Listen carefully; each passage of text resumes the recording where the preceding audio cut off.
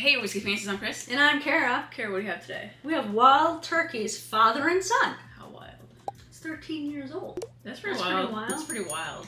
It is a limited edition, and I really like it. It's kind of got this cool gold and dark plum color. The best part, though, is that I like it comes in a box. Like, what kind of just... Turkey comes in a box.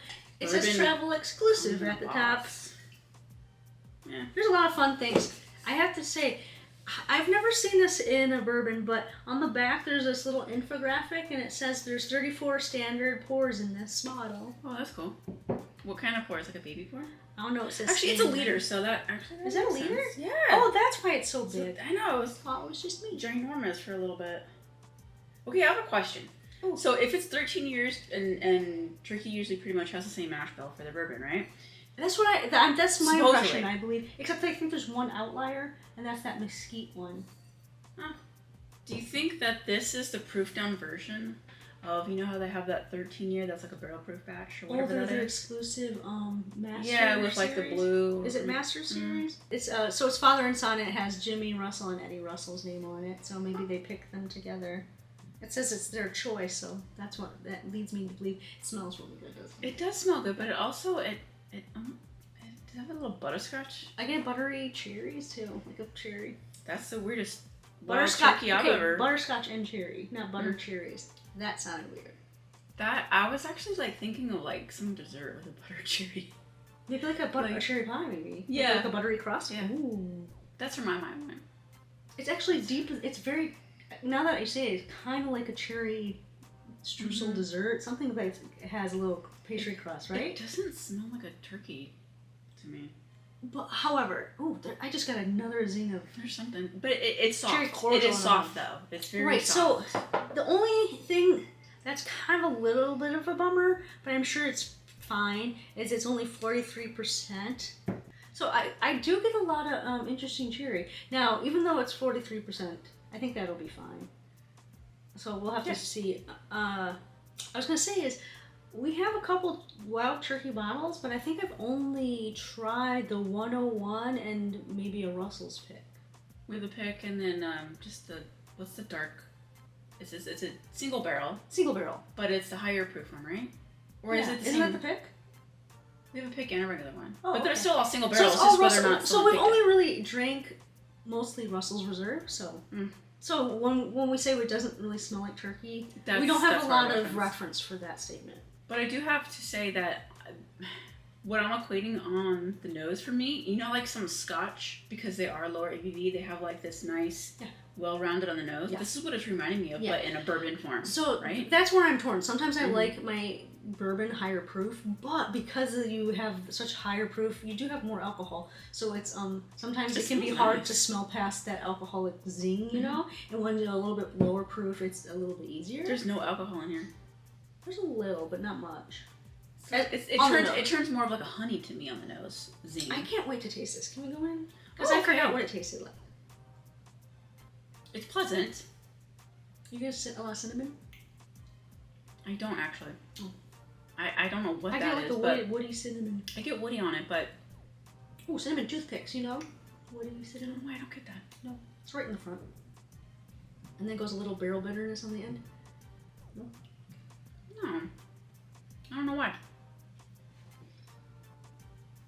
I like the flavors that are there, but I feel like they're kind of muted for me. Well, I get it for the ABV, but I don't want to be an ABV snob and say just a little bit more to be a little bit more standoutish, but I don't know if I actually like it. I think I like it, but it's not. There's a little wood bitter at the end. I think if you go a little bit higher proof, that weird bitter that you don't care for will be even more pronounced. Okay, so I can see that. Yeah, I don't know if you'd like it that well, but I like it, but it's not something that I could just. I actually like this a lot. Well, this is something that you would just drink all night and then just because it's so you can't end on this. I think it's too soft to end on this if you've been drinking something. What if you started the night like I would say this could be a toast whiskey maybe. Yeah, and then include more people that don't drink a lot of high proof whiskeys because it's flavorful but it's lower proof. So I think it has its place. It definitely does have its place. I agree with you. I don't think I would pull it every day, and it might be because it's lower proof, but I think I wouldn't pull it every day because it's actually quite. I like it's it. Spicy and woody, and I'm not getting the cherry on the palate that I was getting on the nose. And I think that was because I was on the nose. I was expecting it and looking forward to it. No, it's there. It's there. No, on the palate? On the nose, I'm sorry. I was like, because I can't taste it. No. It's much fruitier on the nose than it is on the palate. It's more spicy and woody on the palate to me. See, I'm conflicted because I know it's a hard bottle to get unless you like are traveling. Sure. And you get it on a duty free. But I wouldn't seek it out per se.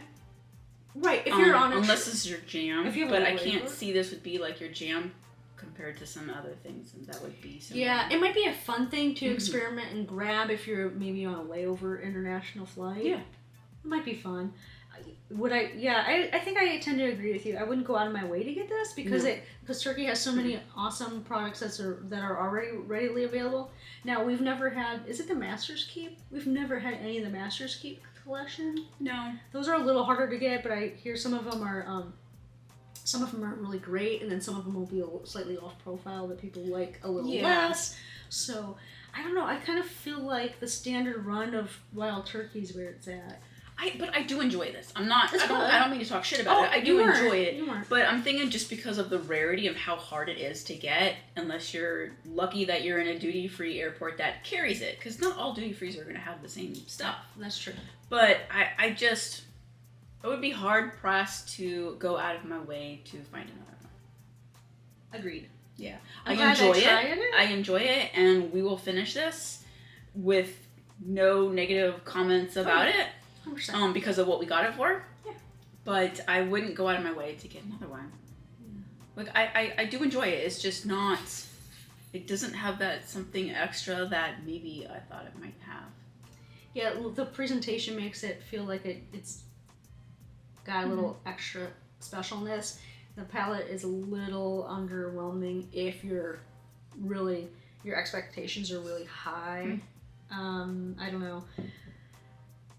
Do you want to say approximately how much is this in international markets? I don't remember. It's a little pricey. I don't remember.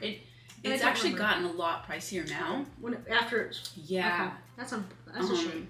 Feels like I can't remember. Feels like that's the way with most bourbon and whiskey right now. Pretty much. So I would have to say I will definitely try this. This is going to be one of those bourbons that I'll probably pull towards the end of my night when I want a lower proof. I think it might get lost. Well, I'm going to try it. I'm going to try it because I get a lot of woodiness and spice on this palate, so I think I'll still be able to pick that out at the end of the night. You can go to this after some scotch that are not peated. Ooh, after a nice Speyside?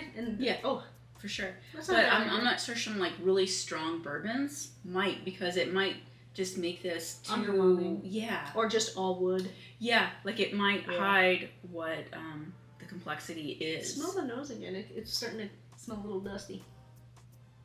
I don't get that. I'm not getting any of these cinnamons. The cinnamon's on the palate.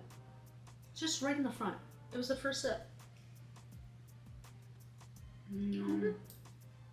It has a zing, like a bite to your tongue that reminds me of a spicy cinnamon. I get both. Like I said, the cinnamon toothpick. That sucks. I like that actually. Could be just me.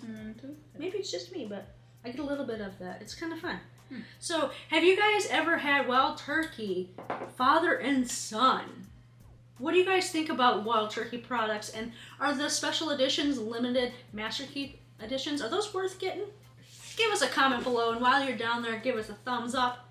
If you like what we're doing on our channel, don't forget to subscribe and turn on your notifications so you can join us in our next video. Well, I like this whiskey. I'm not in love with this whiskey, but I'm fancying it at the moment. I agree. And it came with a cool little fancy box, so it just made it that much prettier. I think more whiskey should be in purple. Yeah. Cheers. Cool.